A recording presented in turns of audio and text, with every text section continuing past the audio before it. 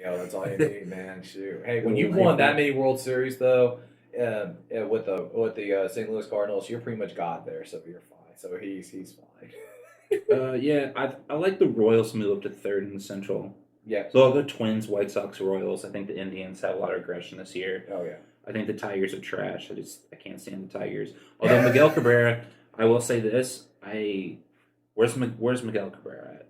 Miguel Cabrera is closing in on 3,000 hits. I mean, he's So Kauffman Stadium, that's something to keep an eye on. 100%. That's a big milestone for that man, and he deserves to be in the Hall of Fame. And plus, he's always said that Kansas City has some of the best fans in baseball. Yes, yeah, dude. Because they saluted him on the Triple Crown. By the way, nothing can ever be said about Miggy Cabrera. I don't care if you know about the whole domestic violence thing with his wife, whatever. You know what? Don't worry about that part.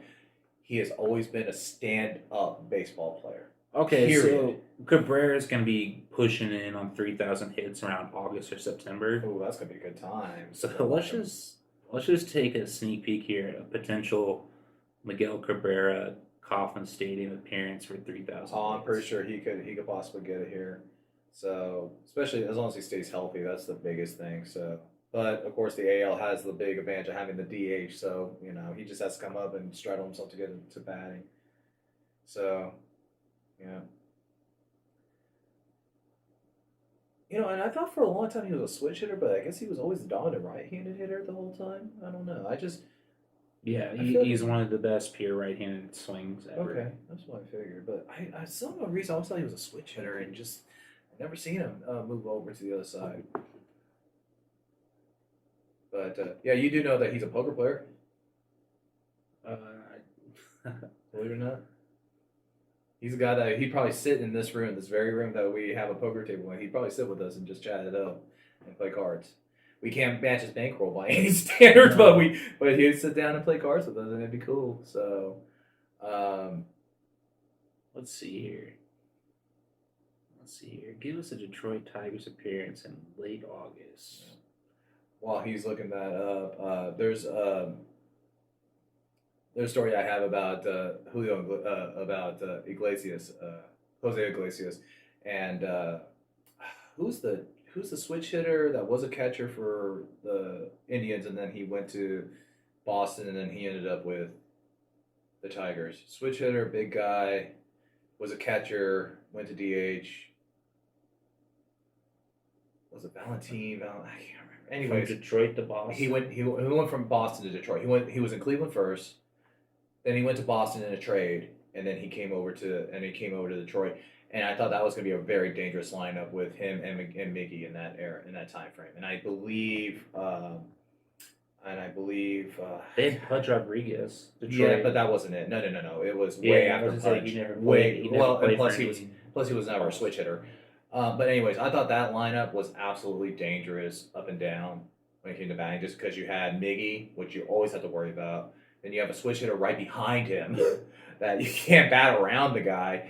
So it's like your middle of your lineup was going to be one of the most, like, that was one that you don't want to put a rookie out there and going, oh crap, I gotta go through this lineup. That's a baptism by fire kind of lineup. But it was those two, and I believe it was Miguel Cabrera. They went to Harris Casino here in Kansas City. Shout out to north of Kansas City, Harris Casino, way back in the mid 2010s.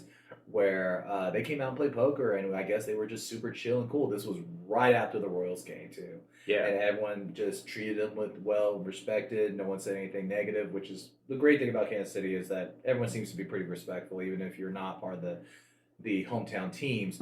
But they were chill and laid back. They were very cool guys, and they apparently love to play cards. So okay, so Miggy is 134 hits shy of 3,000. Ooh. And in 2019, he had 139 hits. But he had a couple injuries. He had a couple days where he took time off and so forth. So we're definitely thinking September here. And I'll take the under. I'll go into August. I think he could hit it by August. Damn. The last time Detroit comes here is July 23rd. It's gonna be. I mean, it could be close. But I think that's a little early. That's gonna be. I mean, unless he gets on a really good hot streak, which we'll be looking forward to seeing in March and April, because he can heat up at that point. So for sure. Yeah. But that would have been cool just because if he got his 3,000th hit here with our crowd behind him, and then he has the Triple Crown moment with our crowd behind him. So like 2 snapshots of his career in Kansas City. That's pretty impressive. That's pretty astonishing. That doesn't look likely. Yeah, that's gonna be a little tough. I've seen interesting things happen, so we'll see. I never thought I was ever gonna see Hank Aaron's record being broken. So I mean, there goes to show that. I never thought I would see Roger Maris at 61 being beat the way it was. Like I knew it was gonna happen at some point. I just didn't think it would happen the way it did. Despite what you believe about Mark McGwire and Sammy Sosa, that race really put baseball right back on the map for just a short time, for just a short minute. Well, I think with baseball, the number is still 755. Like for Henry Aaron, it's not Bonds. Like I think for the most of us, 755 is still the number. And that's a whole new vlog we can do, that argument right there, just because it's such a debated cost and just how it could go one way or the other. It's just and I mean you can literally do a vlog about that and just not get tired of being able to talk about it because there's so many names involved with it. Not just Barry Bonds obviously is the biggest one because of the record, but I mean there's many other different names you can go with, and just how split the baseball professional baseball players are about the whole aspect. I think that's really interesting. So the American League West is going to be really interesting this year because the A's and the Astros are the 2 best teams, but I also think the Angels could make a strong move here. Absolutely. If Shohei Ohtani stays healthy. Because everyone wants to see that. Let's put in a full year where he's pitching and he's in the lineup. So he's hitting 30 bombs. He's in the Cy Young talk. Like he's that type of talent. I want that to happen. He's that type of talent, and nobody knows it yet just because the injuries, which is kind of bullshit. But, Mike Trout is the best player, hands down. And he's going to be one of the best ever. And I'm not trying to take away from Bryce Harper because he's a good baseball player. But no, worlds apart when it comes to the game itself. Mike Trout's going to be in the conversation as the best player ever when it's all said and done. But it goes back to what we were talking about with Fernando Tatis earlier, how he's a face of the league, and he has that superstar aspect to him that Mike Trout doesn't. Because Mike Trout, honestly, he's just fucking boring. He's just like, I just want to show up, I just want to play baseball. That's it. I'm a good guy. How you doing? Fernando Tatis, he's going to give you some jaw on the base pass. He's going to, he's going to be running around. He's going to be more fun.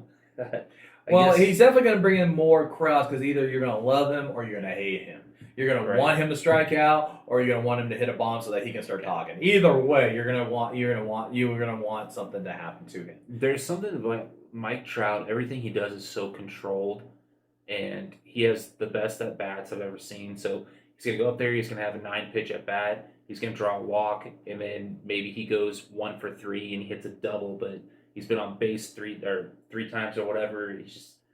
It's not, and he's a world-class athlete too, because when Mike Trout first came in, he was stealing 40 bags easily. So we're talking a guy with this size that could be an NFL tight end that's roaming center field, but the game is so easy and he's so controlled the way he plays it that it's kind of boring. This is like Tatis is just going to be running around like a little fucking Tasmanian devil. The way he plays, with the energy he plays, it's exciting. So we're not even putting Bryce Harper as like even number 2. We're talking like he could be down. No, Bryce Harper. I love Bryce Harper. Okay, but I understand why people don't like him. But I love him because Bryce Harper, with how much money he gets paid, he plays harder than anybody I see. Okay. Bryce Harper, with that type of fucking contract, is still willing to run through a wall to make a catch. Yeah. Is still stretching singles into doubles. Yeah. And I respect that. 100%. There's a lot of people that with baseball, they look too much at like batting average and like old line statistics. Right. So when Bryce Harper, I mean, just for example, we look at what he did in 2019 where he hit like 249 and Philly's already ready to run him out of town because you know how that city is. Well, because they want championship or bust. That's it. That's what it comes down to. Okay, so in 2019 he hit 260 but he still had an OPS of 882, and he was still slugging 510. Well, we know batting So- average is very subjective, though, too, Yeah, over the and- course of yeah. over the course of years. Right. So, I mean, it's really tough. With 35 home runs and 14. I mean, Bryce Harper is, in my opinion, still a top 10 player in baseball. I'd argue top 5. I'm not gonna take that away from him. Yeah. I'd argue top 5 just because I know that Mookie, you gotta put Mookie Bet. Yeah. Just because, and he's always been a talent, but to turn it up the way he did in the World Series was just incredible. Defensively, I thought he should have won the MVP based on what he did defensively. But Seager was out of his fucking mind. Well, yeah, because he was just overall. He was just the overall. He had the all-around game, and that. I like the Dodgers as far as professional sports. All the teams I've watched with high payroll and big markets usually can't stand them. But as far as the Dodgers, Justin Turner, Seager, even Bellinger, Bellinger has such like a surfer LA stoner approach to him. Yeah, but let's also look at it from this point of view. Is also, I mean, outside of Trevor Bauer, who just came there, which of course Trevor Bauer didn't have the greatest year anyways last season, anyways. But they spend money on their players. Right. That's what impresses me. They spend money on their players. They're not necessarily like George Steinbrenner. That, don't get me wrong, there was a lot of Yankee teams that had some really good homegrown talent outside of Derek Jeter. But it's just, it felt like you always will remember the big money guys like Alex Rodriguez, Roger Clemens. That's the thing. This lineup that the Dodgers have, they're all big money guys. So And speaking, they all were good baseball players that came from the Dodgers, or they traded. Right. Whether they traded from their farm system to get these guys from their other team's farm system.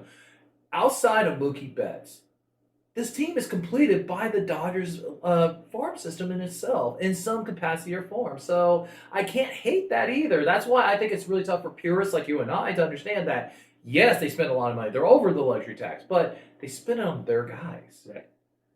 I mean, that's a big portion of it. They're the easiest team to root for. Right. Because being a fan of the Midwest, we're supposed to hate teams like that. You're supposed to. And I just can't do it. I really like that team, even when they're as dominant as they are. Dave Roberts is really easy to fucking root for, too. Yeah. Dave Roberts is a great manager, and he absolutely deserves every positive thing that happens to him. But to be fair, though, too, since I'm still a diehard Braves fan, it's really tough for me to root for anybody in the NL outside the Braves. So just heads up. But I don't hate anybody. But again, I'm going to go with the aspect. I don't hate anybody. It's just it's really hard for me to root for certain other teams. So, but I can root for players. Don't get me wrong. I have mad respect for a lot of players. So, Marcell Ozuna is a great dark horse MVP bet for the National League. That's going to be tough. Because I'm just saying what he did in 60 games last year. Okay. And if we try to project what his season would have looked like last year, over 162, the numbers would have been gross. So, I mean, Freddie Freeman, obviously, but I'm talking about dark horse. If you go down the line, you find somebody in the plus 8,000s range. Yeah. That's not a terrible guy to put, We're going to give you some gambling advice too on this. To buy a lottery ticket on. That's not a bad name. It's not a bad name at all. $10 to win $80,000? Sure, I'd take it. That's not a bad bet. Okay, that's fair. So, but man, that Braves lineup though this year is going to be really fun to watch too. So yeah, Freddie Freeman is as good of a pure hitter as we have in the game. Mm-hmm. Just his eye for the ball is just amazing too. Just the fact that I feel like he has that almost Barry Bonds level ish. Just can tell the spin of the ball as soon as it comes out, and he just knows that that's the one he can crush. That's the one he can hit opposite field. Yeah, that's the one he can.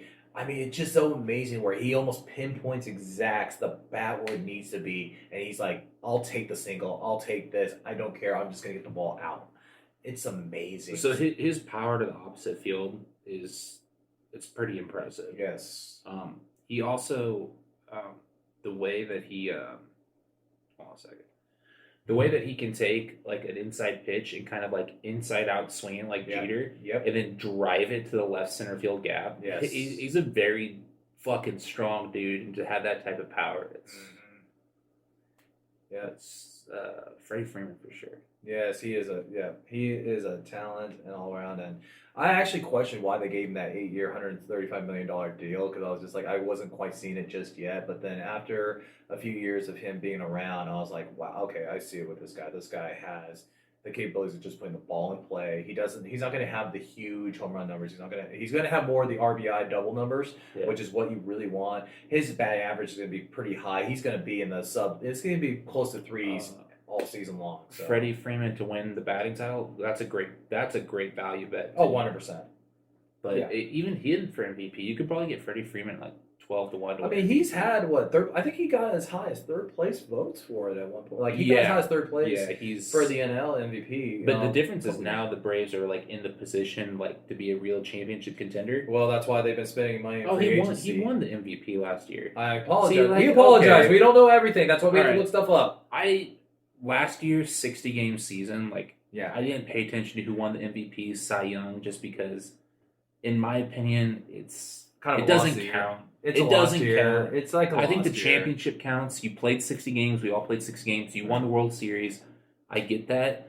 But in terms of the individual awards, where we're talking... Well, because 60 games doesn't give you the full projection of a full season. I mean, even 81 games is really tough to be able to get. He had 214 at-bats.